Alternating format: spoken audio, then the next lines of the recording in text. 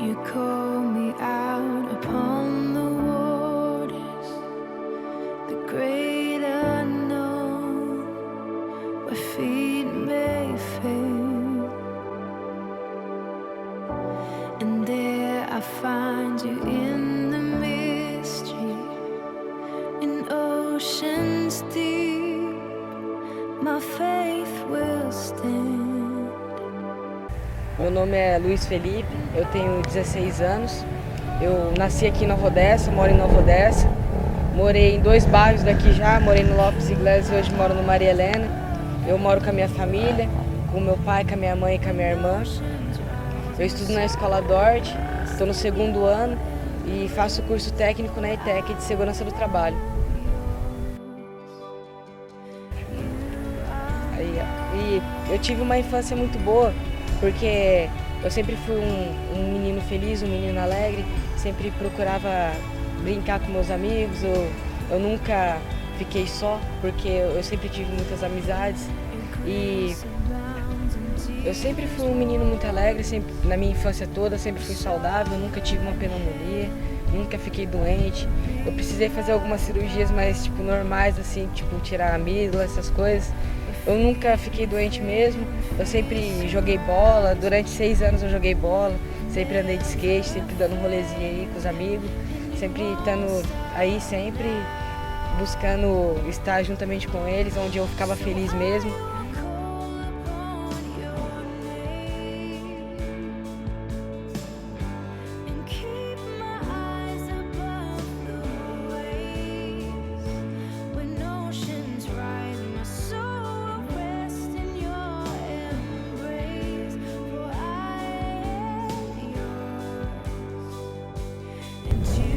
Então, eu sempre tive uma infância muito saudável, nunca fiquei doente.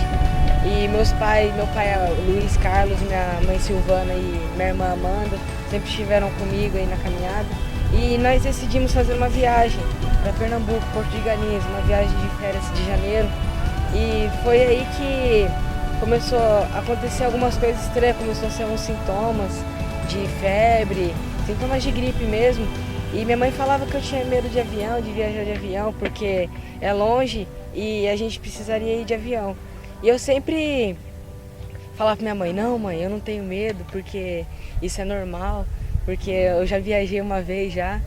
Mas ela falava, continuou insistindo que eu tinha medo de avião, porque eu havia vomitado muito durante a viagem. E chegando lá, eu comecei a me sentir estranho, eu não queria andar, não queria falar, eu ficava muito cansado. Eu comecei a ficar com os órgãos inchados, eu não sabia o que estava acontecendo. Começou a sair caroço por todo o meu corpo e tudo acontecendo esse processo e não querendo se divertir. Eu só pensava em ficar deitado. Os meus pais, eles saíam para almoçar, para jantar e eu ficava no hotel, ficava deitado, dormindo. E dessa forma a gente voltou. E quando eu voltei, eu havia jogando bola ainda. E eu tinha 12 anos na época. E o meu sonho era ser jogador, como de muito moleque, ser jogador de futebol, ser profissional andando de skate. Mas o meu sonho era jogar bola, eu queria ser profissional de jogador de futebol mesmo. E eu comecei a ficar cansado. E minha mãe, ela começou a falar assim, ué, o Felipe ficar cansado quando ele tá jogando bola? Tipo, a coisa que ele mais gosta é jogar bola e ele cansado.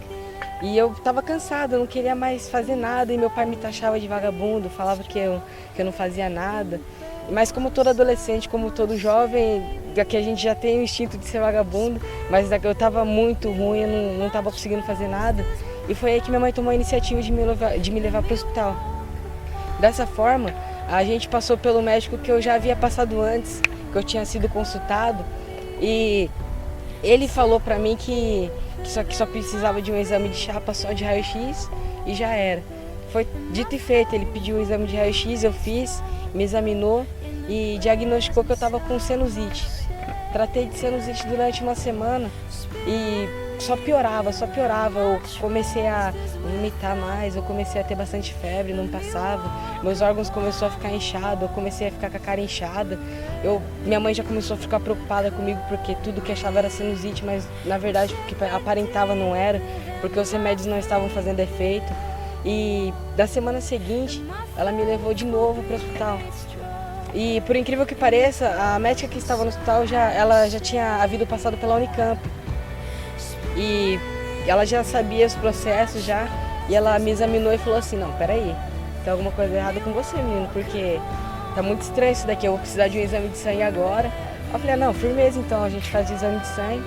Aí eu fiz o exame de sangue, depois de 2 horas eu fui embora, eu voltei, a gente tava todo mundo louco já tava todo mundo me procurando já, falando, cadê o Luiz Felipe, cadê ele, porque ele precisa falar com a médica quer falar com ele urgente, já puxou pelo braço na hora que eu cheguei, já me levou no hospital, já me colocou dentro do consultório. E ela falou assim, eu não tenho uma notícia muito boa para dar para vocês, porque infelizmente não era o que a gente pensava, é algo além do que a gente estava imaginando. Ele está com sintomas aí de uma outra coisa. Aí ela pegou e me perguntou, quantos anos você tem? Eu peguei e falei, na época eu tinha 12, eu falei, eu tenho 12 anos. Ela falou, então você já tem idade bastante para saber o que você tem. Aí ela olhou para mim e falou assim, você tem leucemia, você está com suspeita de leucemia. Para quem não sabe, leucemia é câncer no sangue. E desse mesmo processo a gente já estava chorando muito porque minha tia havia morrido disso, ela já tinha morrido de câncer já. E eu fiquei com receio porque eu falei assim, nossa, é daqui para a morte. Eu sair daqui, não vou poder fazer mais nada porque eu tô com câncer e eu não vou poder brincar mais, não vou poder andar de skate, não vou poder fazer nada.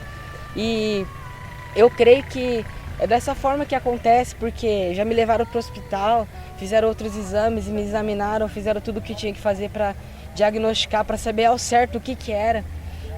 E constou que era leucemia. Leucemia linfoblástica aguda, é um câncer no sangue.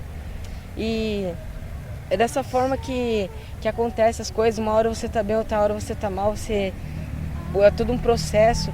E eu fiquei internado no primeiro dia, quando eu cheguei lá eu fiz exame de sangue, minha mãe pegou minhas roupas, já ficamos internados, já pulsionou uma veia, passou o canal de soro e já começou com o tratamento, porque se você não passa, e se passasse de um dia, eu poderia não estar vivo, e se você fica só adiantando as coisas, num tratamento de câncer, você morre. Infelizmente, essa é a dura realidade. Se você não trata, você morre. E foi dessa forma. A minha primeira quimioterapia, a primeira gota que caiu de quimio no meu sangue, eu já apaguei. Aí eu só lembro de ter acordado depois de 5 dias na UTI. E a UTI ali eu entrei em coma, eu estava em coma induzido, mas aí depois eu acabei entrando em coma mesmo. Coma, eu tive hemorragia, eu tive que fazer hemodiálise porque todos os meus órgãos tinham parado, só tava o coração batendo só, e eles tiveram que dar algumas drogas para o meu coração continuar batendo firme, porque senão ali eu já ia vir a falecer mesmo. Aí minha mãe sempre perguntava pro doutor, e aí o que vai fazer, que ele vai sobreviver, quantas porcentagens que ele tem de chance de vida?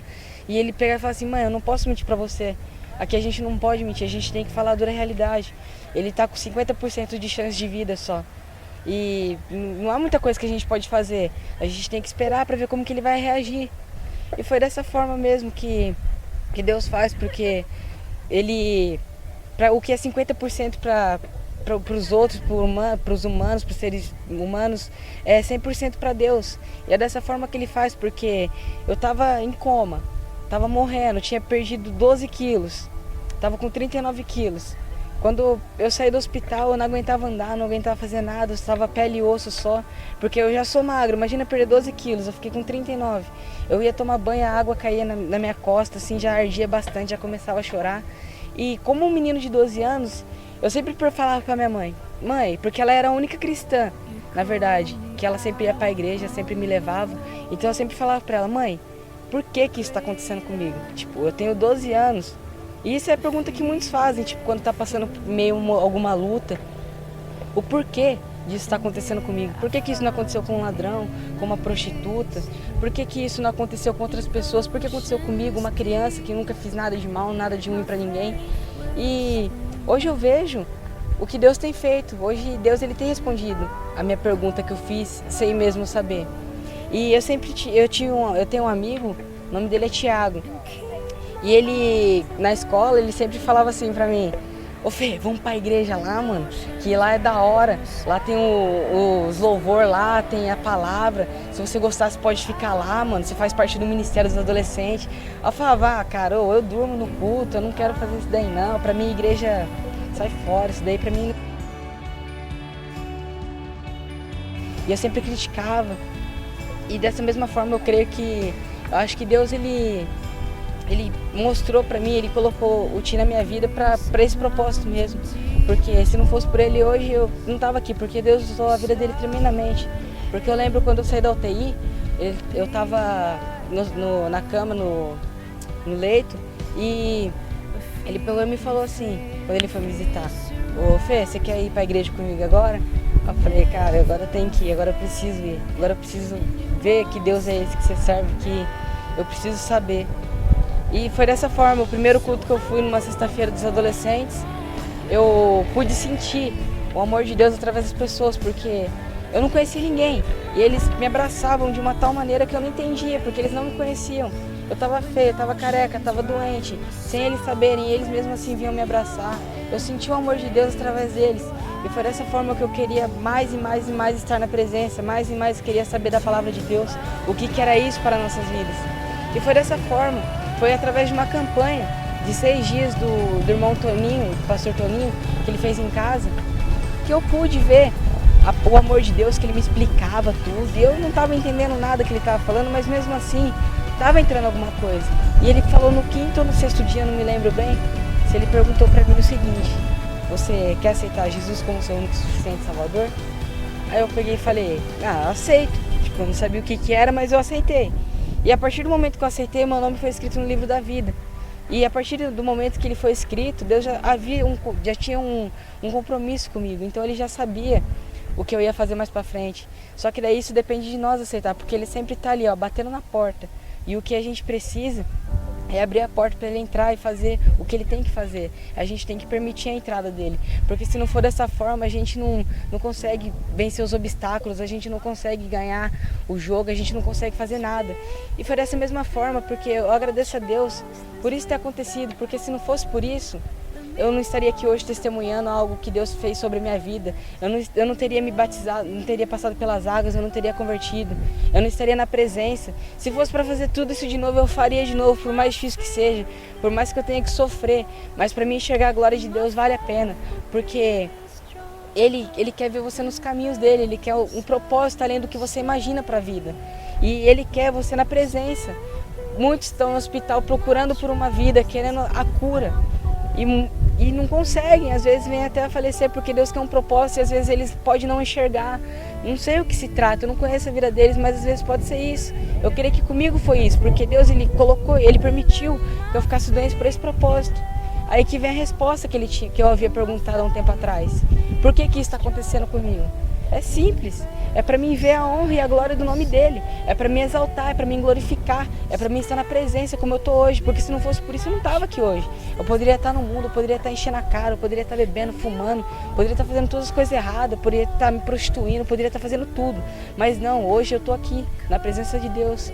E a única mensagem que eu deixo para vocês é que vocês têm que entregar a vida a Jesus mesmo, tem que deixar vocês têm que permitir que Ele faça morada dentro de vocês.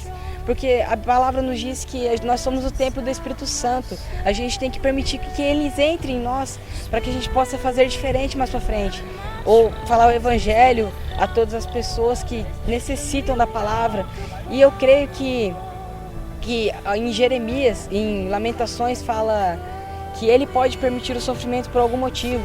mas Ele também está pronto para curar e restaurar por causa do grande amor que tem por nós. Então não é necessário a gente ficar clamando ao Senhor, tipo, pedindo coisas banais. A gente tem que pedir Ele em nossa vida, a gente tem que entregar diante dEle todos os nossos sonhos e objetivos. E eu creio que é dessa forma que Deus faz, porque se Ele tem operado em mim da mesma maneira, fazendo milagres, curando, restaurando, eu creio que Ele vai fazer da mesma forma na tua vida também. Amém? And there I find you in the mystery, in oceans deep, my faith will stand, and I will call upon your name, and keep my eyes above the waves. When oceans rise, my soul rest in your embrace, for I am yours. You are mine. Eu quero deixar uma mensagem para vocês, né, que estão enfermos na cama, que vocês estão passando por algum processo, que vocês que estão passando em meio a alguma luta, alguma dificuldade, algum obstáculo. Deixe diante da presença do Senhor, porque Ele cura, Ele restaura, Ele faz milagres. E eu quero deixar esse versículo para vocês que me tocou muito na primeira experiência que eu tive com Cristo, onde eu havia estado enferma ainda, fazendo tratamento. Eu pedi para Ele falar comigo, dar uma consolação. E Ele falou no seguinte versículo, Lamentações 3, 32, 33, porque Ele pode permitir o sofrimento por algum motivo, mas também Ele está pronto para curar e restaurar por causa do grande amor que tem por nós. Aí você aponta para você que está do outro lado, creia nessa palavra, creia nisso. Fear surrounds me. You've never failed, and you won't stop now. So I will call upon your name, and keep my eyes above the waves. When oceans rise, my soul will rest in your embrace, for I am yours, and you are mine.